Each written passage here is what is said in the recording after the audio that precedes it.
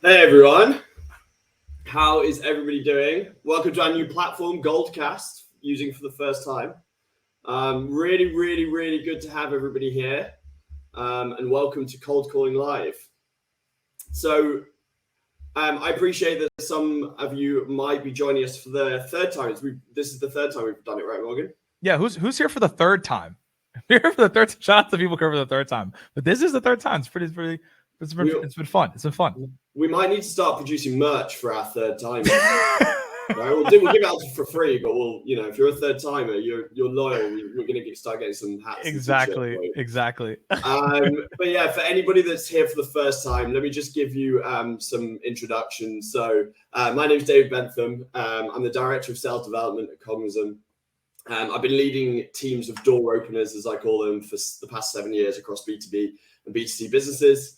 And at Cognism, we currently have 60 SDRs who generate at least over half their pipeline from cold calls. And more importantly, I'm joined by the one and only Morgan Ingram. I don't think he needs an intro, but I'm going to give you one anyway. Morgan is the Director of Execution and Evolution at JB Sales. He has been named one of the top 50 sales leaders to follow by LinkedIn. He's a top 25 sales development thought leader by Inside Sales and LinkedIn top sales voices of 2018, 2019, and 2020. Morgan's work has been featured in Forbes Sales Hacker, the HubSpot blog, and the Harvard Business Review. So yeah, we're really honored to have you on today, Morgan. How are you doing? How you been? I'm fantastic. We get to talk about cold calling today.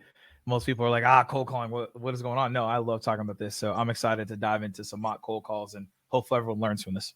Fantastic. So look, for anybody that is a first time around here and you don't know what's going on, essentially today, what we're going to be doing is myself and Morgan are going to be inviting people from the audience to join us to speak to everyone. We're going to run some role plays live.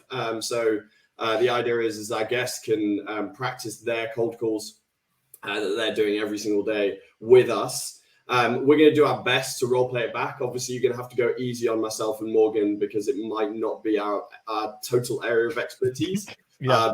But generally speaking, cold calls follow a pretty similar rhythm most of the time. So we're going to be practicing them with you. And then we're going to give our advice and feedback in terms of what we think you can improve on. So we would love to make this the most interactive session ever. So please post in the chat. Please post in the chat with your comments, your questions, and we'll try and answer them as we go along. I'm seeing people posting there already. To say hi, please post where you're from. We'd love to see kind of where people are tuning in from. So drop your name, where you're from, and who you work for. That'd be fantastic for us to see and get that feedback. So without further ado, I don't know, Morgan, is there anything I missed here? No, I think the people are ready for some mock cold calls. So I think we can dive into it. Perfect. All right. So let me just bring it up. Someone's joined already. The marketing team are already ahead of me. Yeah, they're quick. They are very quick. Okay, so Gregory, you're not actually on my list. Have I got Gregory here? I am here. Good morning. Good morning, Gregory. Where are you tuning in from? Atlanta, Georgia. Hey, shout out to Atlanta. We're in Atlanta.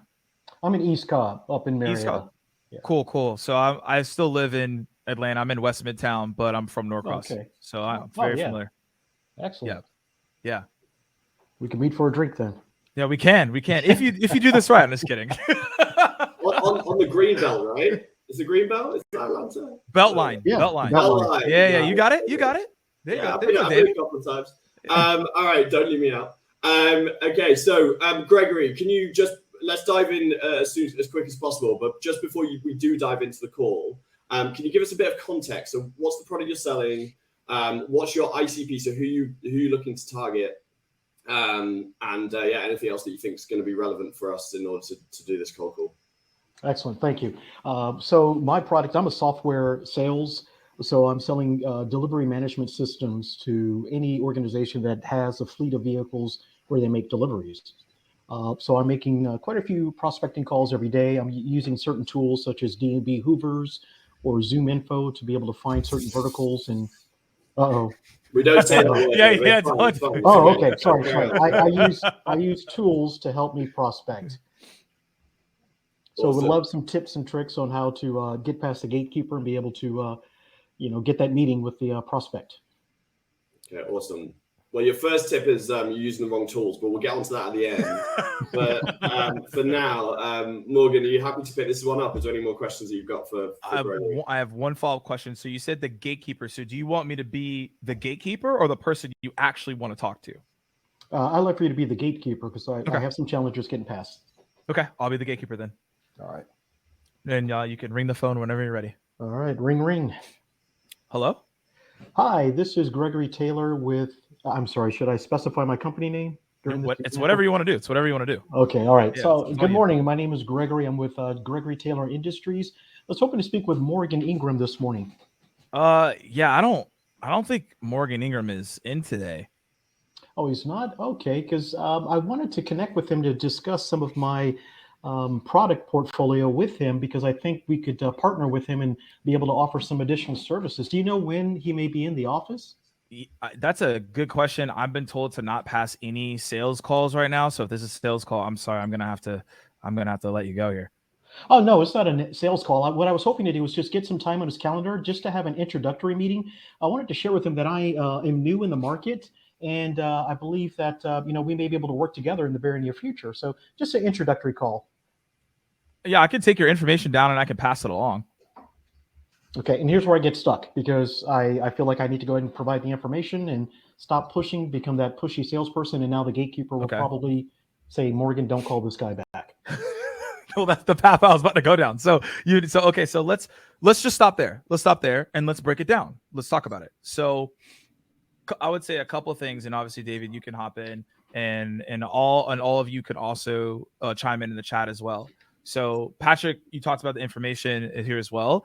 The thing is that when someone says, hey, I'll write this information down, I'll pass it off, the chances of it getting passed off is extremely low. Mm-hmm. Extremely low. And so the thing is that you have to come in with two things. Number one is you were saying, hey, I believe I can help. However, there was no addressing on how you actually can help or any, someone just put in there, obstacles or problems. I like to call them obstacles. It's easier for people to identify obstacles than problems because people like to talk about their obstacles more than their problems from a psychology level. But anyways, the whole point is I'm going to say, hey, here's a couple obstacles that I've been hearing from individuals that are in your field like yourself. 1, 2, 3. This is how we potentially can help. Would that be interesting to Morgan to talk about? That changes the conversation more so than, hey, I think I can help and we're the best fit when we haven't even, you don't even know what I'm on right yet, right? But at least I could try to pinpoint things I've heard from other people. But if I just say, hey, I think I can help, it's too broad, right? So that's number one. Number two is you can always, if you get stuck, you can always ask a question that the gatekeeper can't answer. And an example of that would be if you were to call me and I am the decision maker, there's certain things probably in delivery asset management that the gatekeeper cannot answer. I don't know what those questions are, but you would know what they are. And they're probably related to your discovery or how you ask those questions as well. Mm-hmm. So these are things that you could think about on that. And this is also for everyone. If someone's like, hey, like I'll take down the contact information, this is where you can push back a little bit, but in a very respectful way that helps a lot of my clients and also helps me as well. So when someone says, hey, I'll pass it off, I say, hey, typically when people tell me that, normally it doesn't go anywhere and it becomes a very annoying thing for all parties. And I don't want to be an annoying sales rep. So if you were in my shoes, I have a job to do to connect with this person because there are things that we have seen to be helpful for individuals like this person based on what we've seen from other clients. If you were in my shoes, what would you do in this scenario? Now, here's the thing. Everybody can say what they want to say about the question. My point in asking that question is most people don't ask that question. Hey, if you were in my shoes, I have a job to do. What would you do? And then people sometimes open up and they're like, hey, I actually would do this, or I would email him this, or I would do this in this scenario. So flipping it back on the gatekeeper to then have a more of an ally conversation allows you to get to the person you want to as well. So I know I said a good bit there. I'll let David chime in, but those are things that you could be mindful of when you're talking to the gatekeeper to push it a little bit, but not too aggressively. Thank you. No, I agree completely. I think one thing that I always advise my team is it's really important to remember that the gatekeeper's job is to stop salespeople. Certainly in Europe, the expectation is they are there to make sure salespeople aren't wasting their employees' time. So firstly, an early piece of advice is don't take offense when you don't get through them, because at the end of the day, they would, they're not doing their job properly if they're letting you through. But I would agree completely with Morgan in terms of like creating some, allyship. The only other thing that I sometimes recommend is gatekeepers tend to have a rhythm with their questions that they ask. So they say, okay, what's your name, where are you from, and what's the call regarding? It's always those three, one after another, and they just reel them off. Sometimes if you can throw them off that rhythm, then it throws them off their talk track, and they panic, and I suppose they don't want to end up not putting someone important through. So I let them say who's calling, say David, where are you calling from, Cognism. But before they say what's the call regarding, I'm going to say something blunt and quick and just to get in there beforehand. I'm calling to schedule a meeting, right? That's one of my go-tos was just to schedule a meeting. I don't really want to go into too much depth if I can get away with it. But yeah, as I say, sometimes that throws them off their rhythm and just increases my chances of getting through. So, but there's no perfect answer to gatekeepers. I mean, the best answer, and I know this is going to sound really cliche, is you get a really good data tool that provides you amazing mobiles, and you stick as best to mobiles as physically possible as well. Cool. Thank you, gentlemen. You're welcome. David, you want to ask that question in the chat since it's related to the gatekeeper before we bring up the next person? Sorry, which question? Yeah, it said, do you find it helpful or effective to tell a gatekeeper about your product if asked, or should that always be avoided at all costs? That's a good question. Is this one all right? Perfect. Yeah. Oh, there we go. Hey. New technology. Yeah, so personally, and I'll speak from cold calling into Europe mostly, I don't like talking about it. I find that the gatekeeper isn't the product specialist. And so, yeah, won't make an informed decision. And bear in mind, everything they're trying to do is avoid salespeople and stop salespeople coming through. As soon as I'm starting to pitch my product, that's the moment where I'm 100% confirming myself as a salesperson. So my preference is always to keep it, as I say, short, sweet. I'm trying to act like I'm meant to be there. Like I'm calling them for the millionth time. That usually is my preference, but it depends. I'm on the same page as you. The gatekeeper is not going to know anything about the product unless, here's the caveat, unless it's an executive assistant. And people sometimes confuse executive assistants with gatekeepers, and they're two different concepts. An executive assistant is going to have actually more information than most people in the organization, right? So that's one of the things that you have to just be mindful of as well.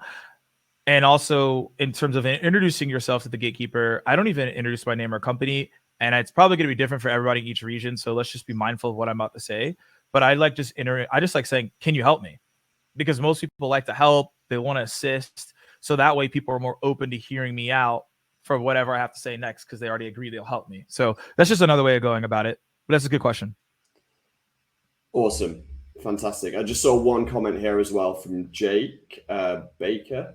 And I think again, if you're sending out emails to your prospect anyway, just saying that you're in, that you've spoken to them already, or like you've sent the material already, and you're just following up on that. That's a really good way of kind of almost implying that you're in conversation and can be effective as well. Yeah. Awesome. Okay. Should we move on to our next? Let's go to the next person. Perfect. Welcome, Bob. Can you hear us, Bob?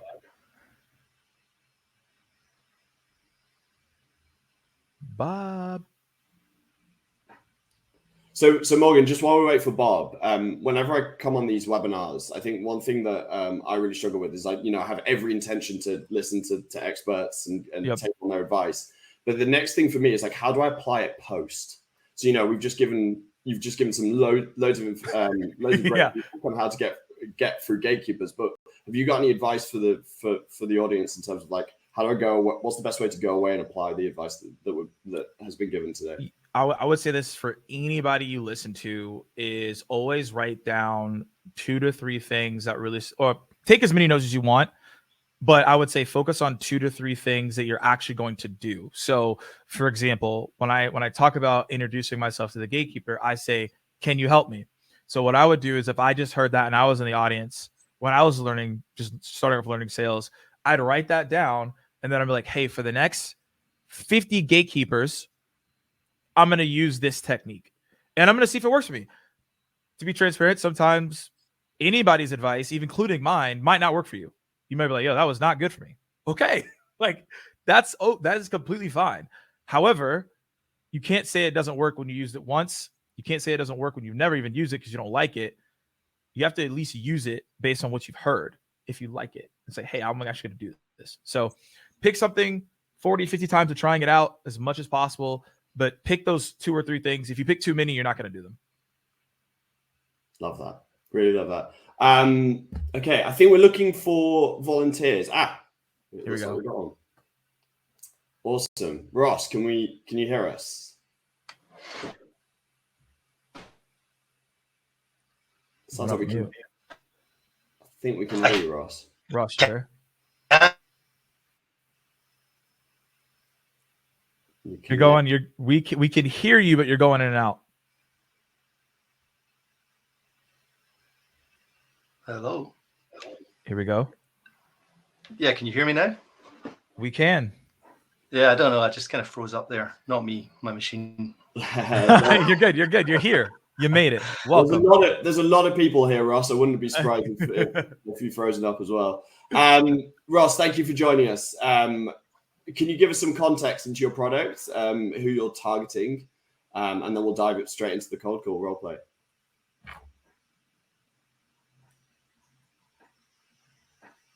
Did we lose Ross again? I think we might have.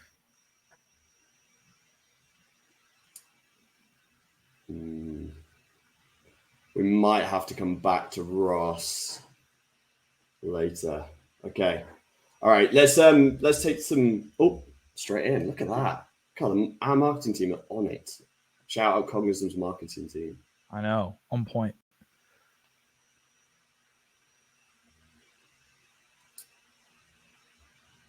Hello. Am I speaking? Yes, we can hear you. I totally I didn't know that it was me. Sorry. Don't worry. He's got to be ready at all times. You don't know when he comes to the stage. Brain fart moment. Sorry. Don't worry at all. Is it how are we pronouncing your name? I'm so sorry. So my first name is Tui. Tui. Perfect. Yeah. You said Tui? Tui. Yeah, it's like Okay. Twitter but without the tur. Okay, cool. Perfect. Awesome. So Tui, thank you for joining us. Do you want to tell us a little bit about your product and who you target, and then we'll dive straight into the role play. Yep. Super excited to be here. I just joined Cognism as a customer, actually. Great news. Yeah, David loves that. He's amped already. Way better than the last guy. And so my company, we sell advertising technology and specifically for publishers, which are websites that sell digital advertising. And so my product is very niche, and my goals with cold calling is not really to book a meeting, but more for them to tell me how are they doing their ad operations so that I have an understanding of how we can actually help them if our product is for them or not, because the product is very niche. And the biggest problem that I have with cold calling is that, well, I'm 25. I have only been working for 2 years. I haven't got a lot of practice. And, with my generation, we have anxiety whenever there's a phone call coming, let alone, making a phone call.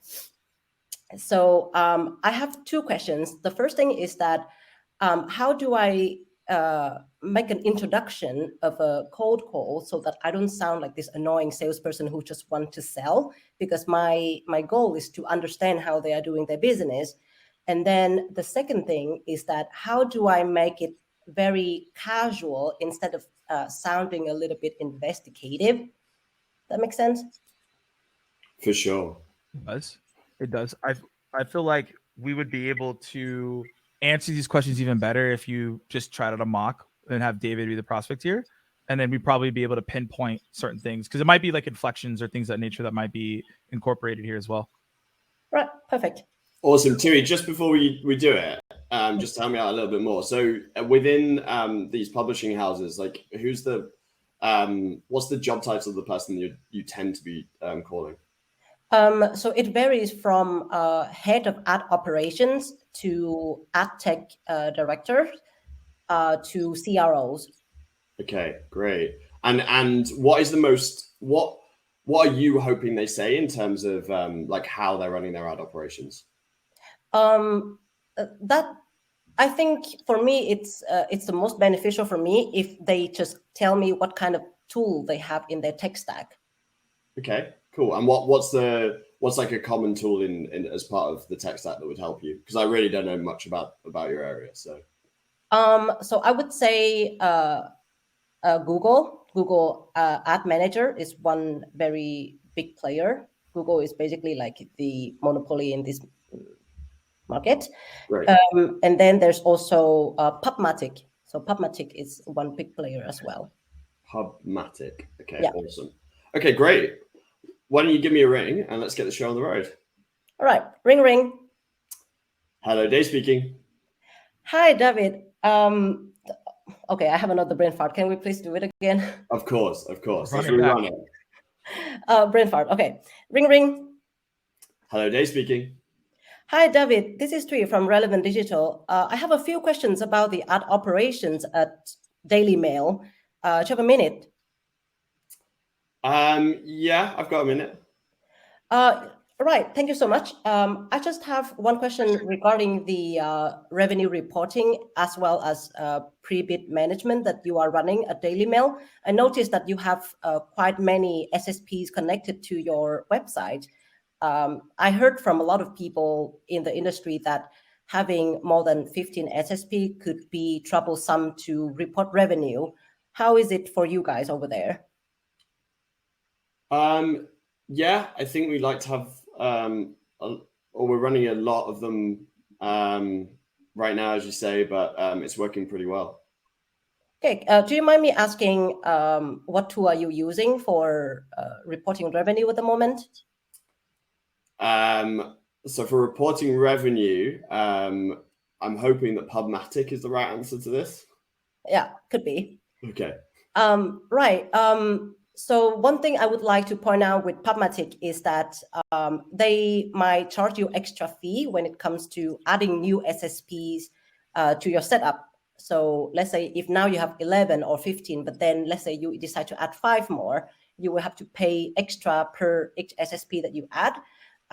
In this case, we really want the best for our publishers, so we would not have those additional costs. Does it sound interesting to you? Yeah, sounds like it might be quite difficult to integrate though. Okay, can you please tell me more? Why is it difficult for you? Just with a company like ours, all of adding any new technology is quite a slow and difficult process. We're quite antiquated in the way we work from a technology standpoint. So, adding new technologies is difficult in that sense. Okay, I see. Would it make it easier for you if we take care of 90% of the onboarding? So let's say that with this whole adding new technology thing, we will do 90% of the heavy lifting work. And all you need to do is just tell me what you want, and we will do our best to deliver that. Yeah, I mean, that sounds reasonable. Would you like to maybe learn more about the product, and then maybe we can discuss the compatibility between the two and bring this further? Sure, that would work. Right. What about next week, Thursday at 10 a.m.? How does that work for you? Next week, Thursday, 10 a.m. as well. Just before, what kind of you mentioned that it's cheaper to go with you instead of adding new SSPs. Like, what kind of price are we talking with your technology? So let's say if now with 15 SSPs that you are having, we charge usually the price of 1,500 per month, and there's no additional cost if you add more SSPs. Okay, understood. Sounds pricey. Pricey comparing to PubMatic? I don't believe that. Okay, good, cool. All right, so Thursday 10 o'clock. Yep, sounds good. Awesome, sounds really good. Right, thank you very much. Have a nice day. Thanks, Tui. Really appreciate it. Whew. Scary, right? Hey, You you made it through. You made it through. So well done. All right, David, if you want to go first, you can. I got a couple things I wrote down. I was just going to say really quickly, Tui, I think there's about 1,000 people on this call. So first thing to say, you mentioned right at the start, you're 25 and there's nerves around cold calling. I'm telling you now, you did not come across as nervous at all. And that was in front of 1,000 people right here, right now. So, please take a lot of confidence away immediately, from this in terms of, when you're on the phones, moving forward, if you can do it here, you can do it anywhere. So really, really great job. Thank you so much. Anything you want to add else? Why don't you jump in first and then I get, yeah. So I mean, my sentiment is the same. This was a great call. You did a great job. Someone mentioned the chat. A lot of, I wrote it down, a lot of open-ended and leading questions. I think that was fantastic. I only have like two things to consider. So the intro, so you asked a lot of great questions in the middle of the call. I feel like one of the things you could do is lead with a great question. So you were saying, hey, I have a couple questions for you in the beginning of the call. That can lead people to be slightly anxious, because then they're like, I'm getting called out the blue and now someone's going to ask me a lot of questions. I don't know about this, right? It's just subconsciously that's where they go, which you don't want that, right? So you could, the value prop and the question you had after you said, I have a couple questions, you could actually bring that up to the beginning of the call because you asked a good question and you had a good value prop there. So that's that would be my recommendation there as well. And then David hinted at this. When anyone mentions a competitor, you could go this route if you're like really trying to get out of it. I would stay away from mentioning that we're cheaper, cost effective. I would try to stay away from those as much as possible, because what ends up happening is that you set up the sales cycle to then be a discount sales cycle from the beginning. Because you mentioned that, they're going to be like, how can I get more money out of this person? Cheaper, which is what you don't want. We don't want, I don't know about y'all, we don't want a discounted deal, right? We won't be able to pay full price. So by mentioning, hey, we're cost effective, there's gonna be extra fees, you can mention those when they are needed and like you feel the pressure, but don't bring them up too early, because now you're in a pricing conversation, not in a value conversation. And that's just something to be mindful of. But I think the call as a whole was great flow. Didn't feel the nervousness. There was confidence there, and job well done. Thank you so much. You're welcome. Yeah, I just add to like the way you handled some of my objections was fantastic. You were so composed. I think you addressed them head on, but you did it in an empathetic way. You weren't, it wasn't like an argumentative, an argumentative way of presenting yourself. It was I understand exactly what you're saying. But this is how I think that we can be better, right? So I understand that initially you might see the price as high, but actually this is how like the fact that SSPs are, you don't have to pay for SSPs over a longer period of time. That's really what's going to save you money in the long term. So really great job there. And to be honest, when you mentioned the issues that you're having in terms of feeling like your calls were a little bit of a just a questionnaire, just asking loads and loads of questions. My instant thought was, okay, she must be asking closed questions. So it's a surprise that you feel that way, because your questions were so open-ended, and conversational. Maybe the one thing that I'd add is, like, at the start of the call, just taking a moment to ask how people are is I think, and I always live and die by that sword. But the way that you should do it is just saying like, how are you doing? And then I always follow up with another question immediately. So like, how are you doing? How's your day going? That makes it sound way more sincere. And you're building that human to human connection, and that's going to allow them to open up later through the call. But yeah, overall, really great job. Yeah. Right. Great job. So do you guys think I should introduce my name and then the company? Because I feel like that indicates that this is a sales phone call. Sorry, I'll jump. Yeah, go ahead. It's so situational. Go ahead.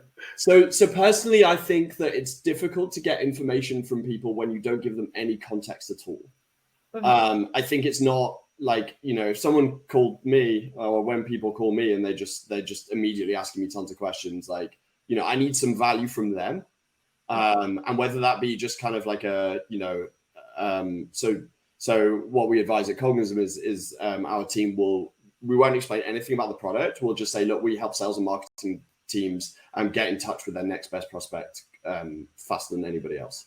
Right? We'll say something along those lines. We're not talking about the product. We're just giving a tiny bit of value to them, explaining why it's worth answering our questions that we're going to then follow up on. So yeah, that's my personal like preference. But I know that there's some schools of thought that are just, you know, let's get straight to the point. So Morgan, interested to hear your thoughts on that.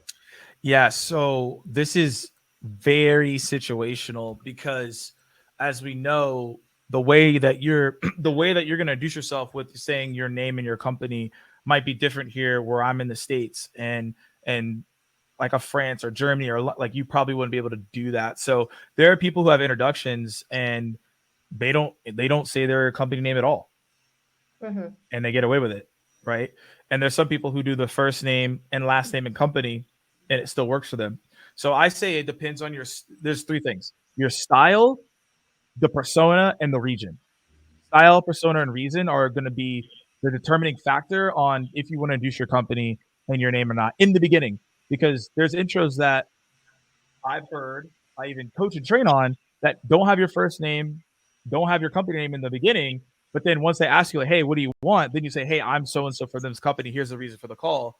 But you don't introduce your name and company at the beginning to have a pattern up. So people are like, wait, what are you talking about? And then you follow up with your name and company. Like I said, everyone's style is different, but I typically tell people go with your name, go with your company, because it's so situational across the board. And again, that's a good way to go about it. All right. Yep. Noted. Thank you guys very much. No, thank you, Tui. Really, really, thanks a lot for joining us today. Really brave. All right. Have we got a new marketing? Have we got our next person ready? Or I know they're on point. They're you know they got somebody ready.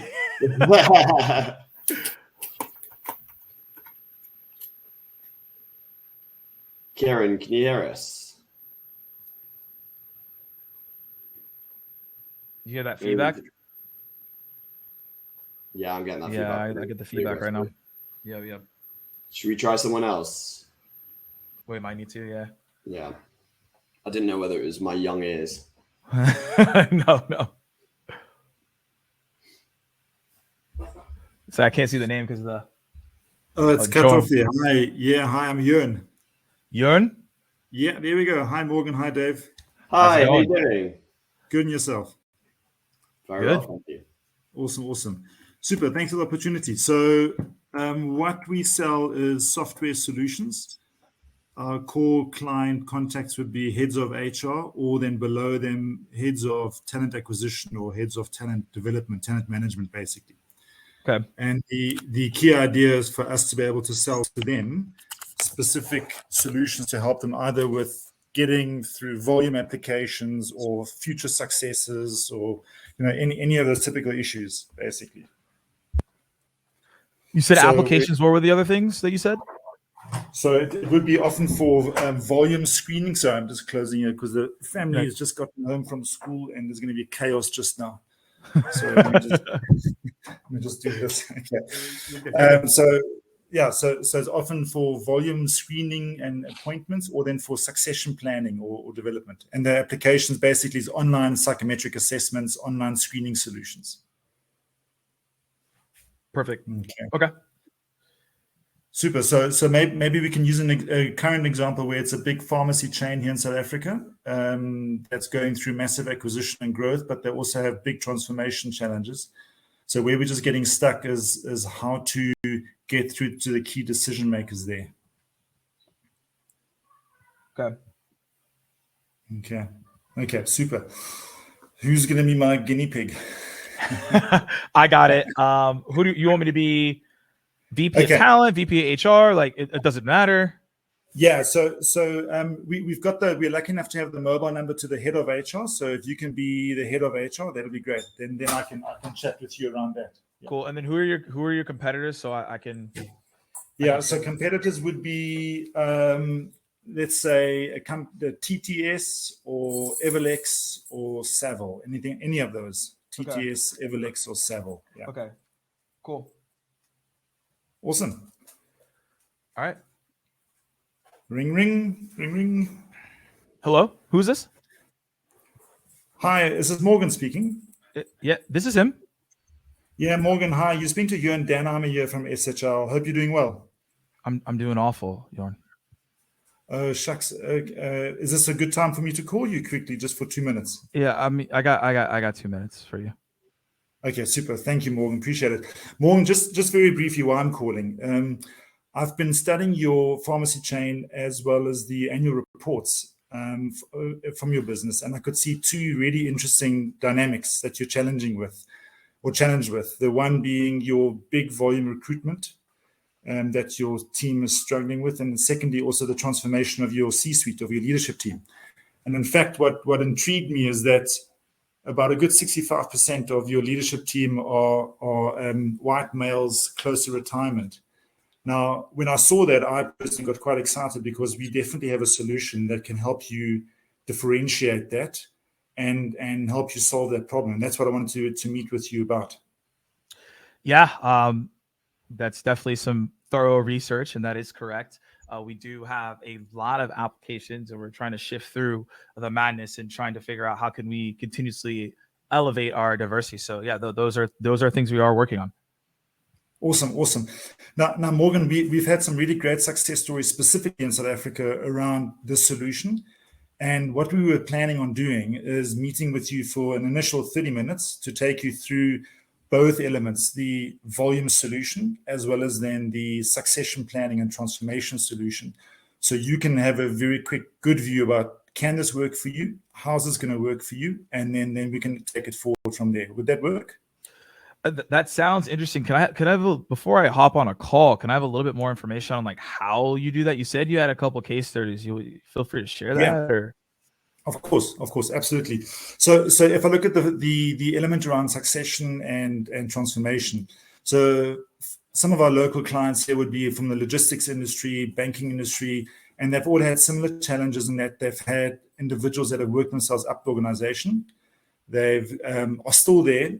The diversity element is not being addressed in the business. So what we've done there is to help them identify what we call hidden gems. And those hidden gems would be young talent, leaders that have the right skill, have the potential, but these individuals are just not identified. So our research and our science was able to cut through the numbers and identify clearly who are those 8% of the hidden gems of your workforce that is worth for you to invest in. So these guys can take over in 2 years, 3 years' time as you move them up. Sounds interesting. So best way that we've often seen works for clients in your case is for us to showcase this to you.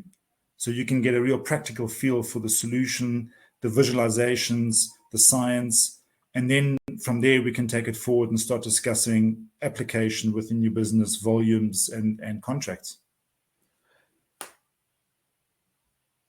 Would that work if we look at a meeting next week? Yeah, so it does sound intriguing to me. I feel like I probably should hand this off to my other HR lead. So it might be best if you reach out to David to get that scheduled. Okay. And David's role is? David's role, he is also a co-head of head of talent. So we have two. Oh, brilliant. So the two of you share that head of talent role, is it? Yeah, we both share it. It's a co-role. So That's how we do it over here in this org. Yeah, awesome. So maybe we can organize that initial call with the two of you on that call, and from there, then we can see who to spearhead this with. Sounds fair. All right, awesome. While I have you on the phone, your diary for next week, Tuesday, is that open? It is. Okay, let's look at 10 o'clock. 10 o'clock. What time? What time zone? 10 o'clock. Let's make it your time zone. So okay, yeah. I'm joking with you. You're good. You're good. Yeah, got you. No, okay, Yeah, cool. No, good job. Awesome. Applause. Good job. No, good job. Thank you. Yeah. So yeah, go ahead. No. So often the part that we get stuck on, similar to the very first role play we just did with the gatekeeper, whether it's a gatekeeper or decision makers, when they are outrightly saying, like you started in the beginning, don't have time, actually, this is an awful moment, call me later. Naturally, I would almost push back and say, oh, sorry, I'm wasting your time and I'm being apologetic. And I think the only one loses the impact then. No, I think so. I did that to see how you would react to it. Because I've had that before. We were like, oh, I'm having the worst day of all time, right? So then it's like, how do you shift that? I think you did a good job of addressing it and then slowly but surely moving on. Also, as well, someone just said it, I was about to say it, is the data made me want to lean in even more, right? Anytime anyone, I mean, you all know this for the most part, but if you don't, something to pay attention to. If anyone could be like, hey, I looked at your 10K report, I looked at your annual report, right? The quarterly report, that's massive, right? Like that's what we have internal conversations about.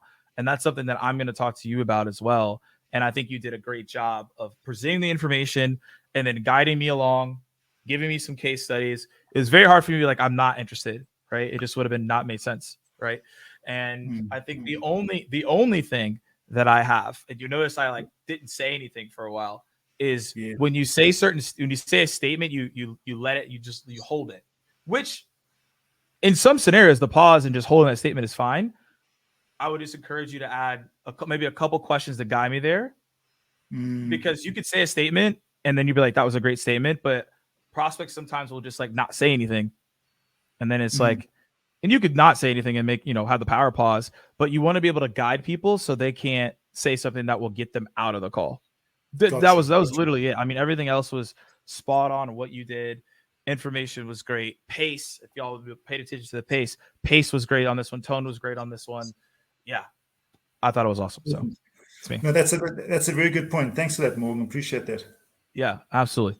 Yeah, I'd agree completely. It's a fantastic call. I think you won the call as soon as you started presenting your pre-research, which was so solid. Like, I don't understand how people wouldn't give you time. We talk a lot. I talk a lot to my team about breaking through the noise. Like, that's how you break through the noise in the best way possible. Unfortunately, having that amount of data available and I'm sure lots of people will be feeling this right now, being able to get that amount of research done before you make a call might not be scalable for certain SDRs in terms of who they're selling to and the targets they have. But yeah, when you can do it and the way you delivered it, it's just fantastic. I think as well, there's a couple of other things you did really well. At no point did you talk about the actual product. You focused totally on the value that the product brings and what pains, challenges or goals it will help the prospect fix. And I think that's something that a lot of people don't do, and they should do. It's really, really focus on what the product is going to change in the organization is super important. You mentioned that you're struggling with getting through those early, what I call emotional objections, such as, "Hey, I don't have time right now." Yes. Let's quickly talk about that, because that's a hot topic. I really like to break objections down into either emotional objections or what I call product objections. Emotional objections are anything that is a reaction to the fact that you're a salesperson and people do not like being sold to, generally speaking. I mean, I love it, and I'm sure Morgan's the same. When we get cold called, I think we revel in it. But most people don't like being sold to. It's a human emotional objection to the situation.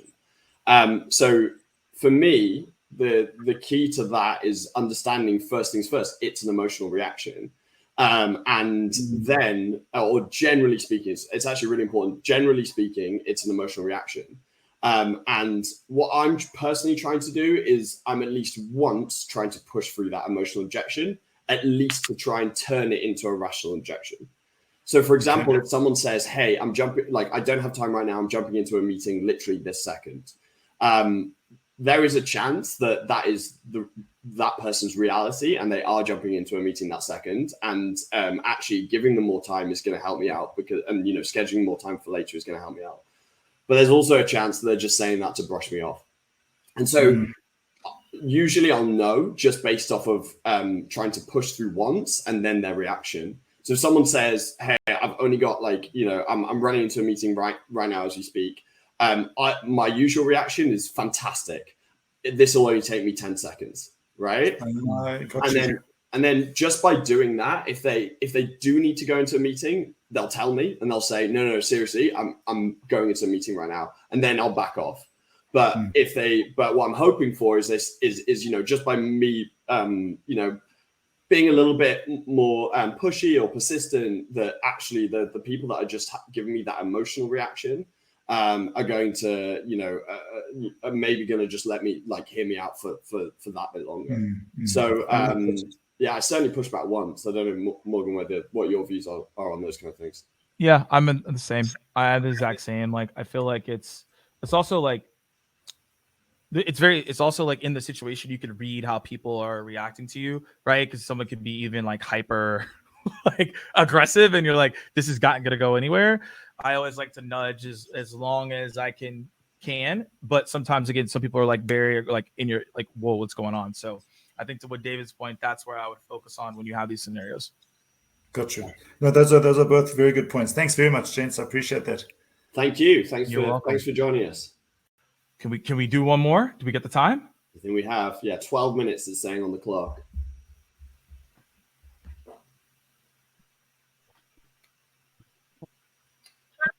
Hi, can you hear us? Awesome, we can hear you. So this one's gone well. Hannah, where are you calling from? What's your product and what's your ICP? So I'm from Michigan. Really new to this. I just graduated in December. So this is like my first like big girl job.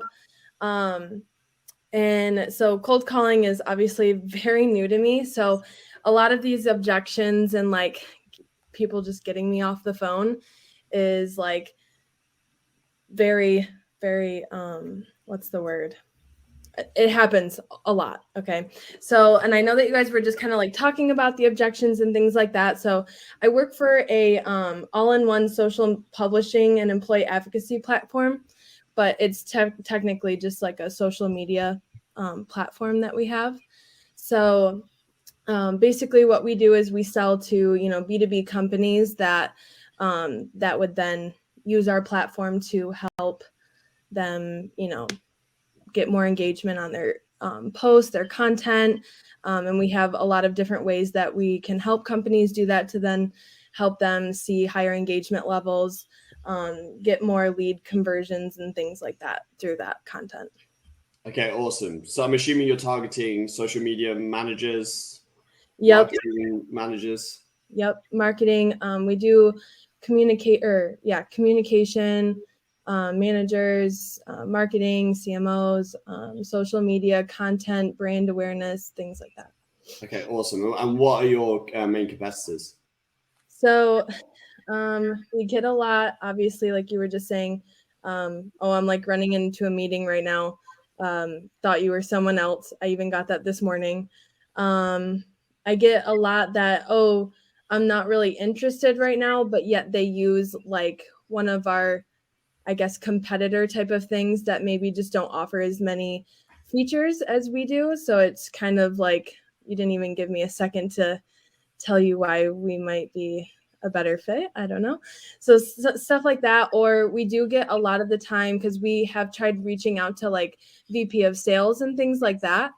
just to kind of get them on board, because they are also people who might be using this platform in social selling, so we get a lot of, oh, like, this is not my area, like, oh, I'm not the right person, I'm not someone in buying power. So we've kind of like figured out some different ways of being able to get around that, but we haven't really gotten too far with it. Okay, cool.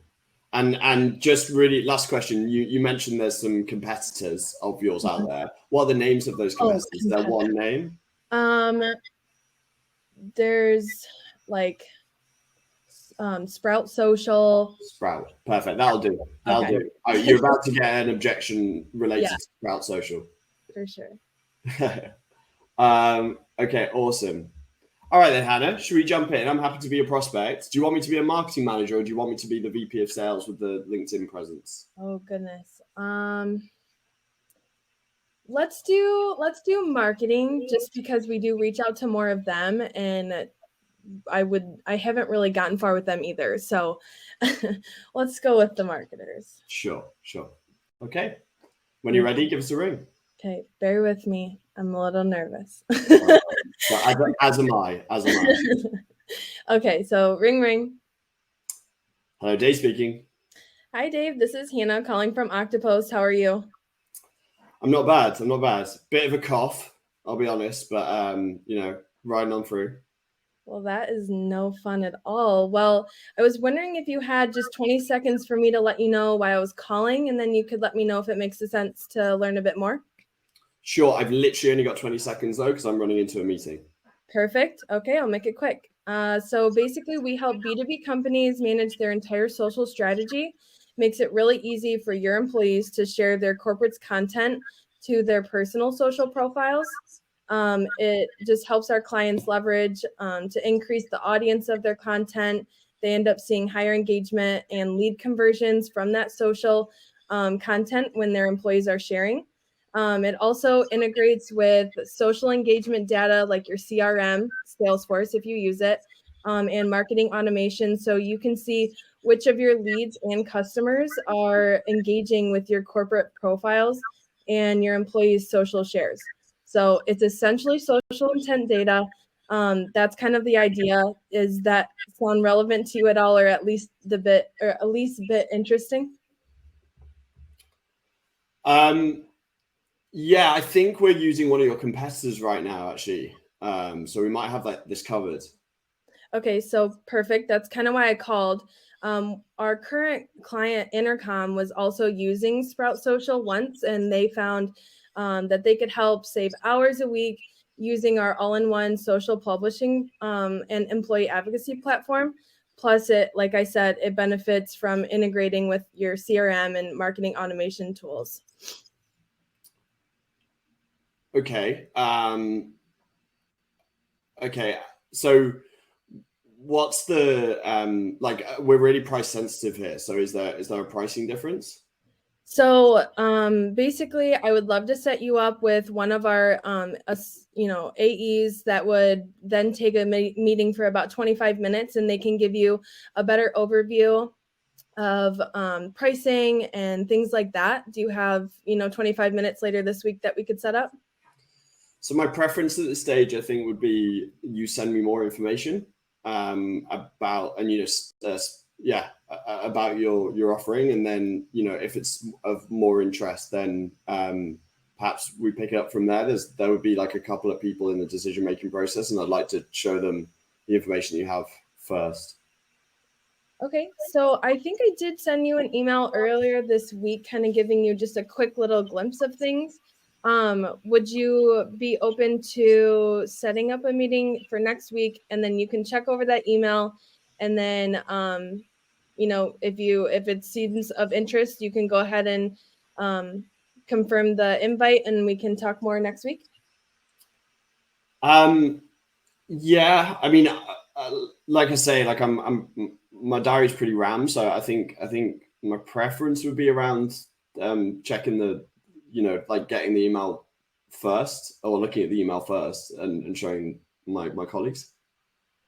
Okay, so this is where we get stuck because, like, I don't know. It's so hard to then keep pushing after that because I don't know. Because like usually when we get to this point, they will be like, oh yeah, like I'll check your email, whatever. And then we never hear from them again. Can't ever get them on the phone again. So this is it. Fair enough. Morgan, do you want to jump in? Should we dive straight in? Because I think Hannah, you've done a great job first and foremost. Like, I know I've been pretty harsh on you. I'll be honest. Oh, this is how my phone call goes, so this is perfect. Yeah. So anytime anyone asks for information, Hannah, you're correct. I remember when I first started out, I used to get really excited because I was like, oh wait, I get to send an email, like they're just gonna respond. And we all know and doesn't happen. So what you have to do is you have to figure out what is actually happening. So what you can do is simply to say, hey, I'm happy to send you some information about that. We've had conversations about a couple things. What exactly do you want me to send you? Okay. You have to ask a layering and clarifying question on what exactly they want. They may, and normally they actually have like a pretty decent answer, like a case study or like a blog, but like they can't just say, just send me info. It's way too broad. And what happens is most people will come back to you and they'll be like, oh, just send me whatever. Then that's when you have to slightly push back and say, hey, typically when I send out information to people, it ends up being a nuisance in their inbox and I become an annoying sales rep. And I'm aiming to not be an annoying sales rep here. So what exactly would you like to see in this email? So again, I'm not blowing up your inbox. Then people will most likely give you an answer. Now, when they give you an answer, this is, and most of you know this in the chat, is a give-get scenario. The whole goal is if I give somebody something, I should get something in return. That is essentially how a sales cycle works. So now what I'm going to do is once they've told me what they want, it doesn't really matter. I'm going to say, hey, I'm going to send you that information. And what we find best typically with our clients is to hop on a call to review the information I'm going to send you. Because again, I don't want to be a nuisance and just follow up with you continuously and be an annoying sales rep. So would it be fair for us to hop on the phone next Wednesday to chat? And at that point, most people will be willing to hop on the call because people don't want to be unfair, but also at the same time, they want to like figure out like what the follow-up is on that information. Because again, they don't want those follow-ups in their emails. So that's the way that how you handle when people are like, hey, like, here's some information, like send me information. If you just send a generic email, that's going to get not rejected. It's not going to get response to like 95% of the time. So by asking these layering questions, by telling them I'm going to give you information, but also I want to get on a call with you, that's what you ultimately want. And then now you can move in the positive direction. Okay. Awesome. Hannah, we've only got a minute 20 left. So I'm going to try and keep this short and sweet in terms of my feedback. So I think you need to concentrate on two things. So first things first, your tonality and the way you speak is naturally super engaging, and you're very personable. You've got that going for you straight off the bat. So you're gonna be, and I'm sure you're already an awesome salesperson. I would focus on shortening your introduction on the platform. I would have like really try and like bring it down to one really punchy line about what is it Octopost that you're working for as the company. Yeah. So I think about one really punchy line about what Octopost will bring to the majority of the people that you're reaching out to. So, it helps increase engagement increase engagement on company posts by 5x on average, right? Something along those lines. Or we've helped bring in X amount of pipeline or increase X amount of pipeline to businesses, X amount of MQLs, and just leave it at that. I think there's about 3 different things that you told us that happened. And one of your, is this just going to end? I'm a little bit worried. This yeah, you better talk quicker. I don't know. Does it just end? All right, we're still on. Okay, it's not ending. The other thing that was mentioned was you mentioned integrations with, for example, Salesforce. The problem with doing that without establishing whether I'm a Salesforce user or not is if I'm a HubSpot user, I might just switch off immediately. So let's keep that really short and sweet and make it like a nice, like, okay, this is the value that will bring to pretty much everybody, and keep that nice and punchy. And then the second thing is exactly what Morgan said, like in terms of the way that you're handling this objection on on more information. I do exactly what Morgan says, but also ask. My first response to anybody that asks for more information is, okay, and what would you like to see in the email? Instead of, oh, I sent you another generic email before, give that a read. Okay, because if I'm using one of your competitors, then I probably want like a very specific email on competitors, and it's going to be really easy to steer that, as Morgan said, into a demo by saying, look, I could write all this stuff out for you, but what's even better is showing you in person. That, you know, that's going to save you a ton of time instead of you reading through lots of generic messaging. And just being really confident on that point, right? Like believe in that point that it is better for our prospects to turn up to a meeting, see that, and then go from there. Awesome. I think that's all we've got time for, Morgan. These always fly. Yeah, they do. They do. What do we do? They go quick. For anybody, I saw some comments in the chat. Octopost, it was Hannah's company. So if anybody's, I imagine there might be maybe some marketing managers in the chat if you want to hit Hannah up specifically. Thank you all of our guests for coming on today and helping us with this cold calling live. I'm hoping that it's been really useful. We love to hear your feedback. So feel free to message our marketing team, but add myself, David Bentham, on LinkedIn. Add Morgan, follow Morgan on LinkedIn. Morgan produces a ton of amazing content that's going to help all SDRs out there. I literally send pretty much every post that Morgan sends to my whole SDR team every single time that he does it. So really, really recommend following him. Morgan, is there any kind of final words? Keep dialing, y'all. You'll know what it is. Keep dialing, keep doing your thing. Again, all the advice that we talked about, try one or two things. That's all we ask for. Awesome. Really, really appreciate your time again today. Have a fantastic one, whatever you're doing. Have a fantastic Easter. And we'll speak to you all soon.